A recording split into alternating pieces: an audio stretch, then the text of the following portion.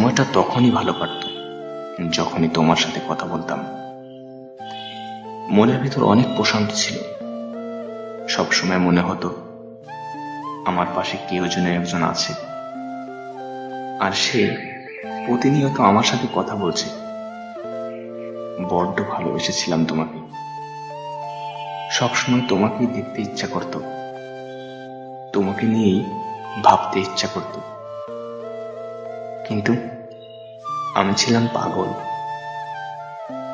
কারণ তুমি যে আমাকে আমার মতো ভালোবাসো না। তুমি ভালোবাসার নামে মিথ্যা অভিনয় করে যাচ্ছ আমার সাথে। তাই একদিন তুমি নিজেই বলে দিয়েছিলে যে আমার একটা বয়ফ্রেন্ড রয়েছে। শুনে আমি যেন জীবন্ত লাশ হয়ে গিয়েছিলাম। তারপর আর কি করা, তোমাকে ভুলে থাকতে শুরু করলাম। কারণ জীবনে যাকে পাবো না তাকে ভেবে আমার লাভটা কি? অনেকদিন হয়ে গিয়েছিল তোমার সাথে কোনো কথা হতো না। কয়েক মাস পর হঠাৎ আবার আমাকে ফোন দেওয়া শুরু করলে। আমাকে তোমার বয়ফ্রেন্ড হওয়ার কথা বললে, কিন্তু আমি এই কষ্ট বারবার পেতে চাই না। তাই তো বলেছিলাম আমি বন্ধু হতে পারি, কিন্তু বয়ফ্রেন্ড না। কারণ তোমার তো বয়ফ্রেন্ড রয়েছে।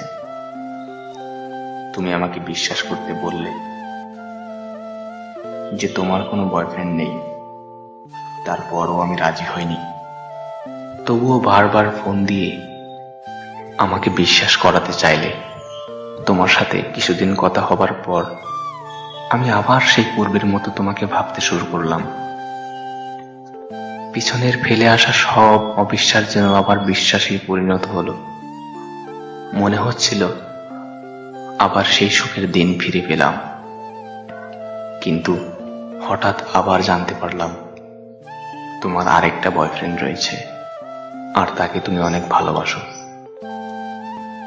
বিশ্বাস করো, আমার এটা মেনে নিতে খুব কষ্ট হচ্ছিল।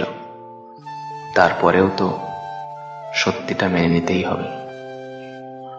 আচ্ছা, তুমি কি শান্তি পাও অন্যকে ঠকিয়ে, অন্যকে বারবার কষ্ট দিয়ে? যদি ভালোবাসতে চাও তবে সত্যিকারের একজনকেই ভালোবাসো।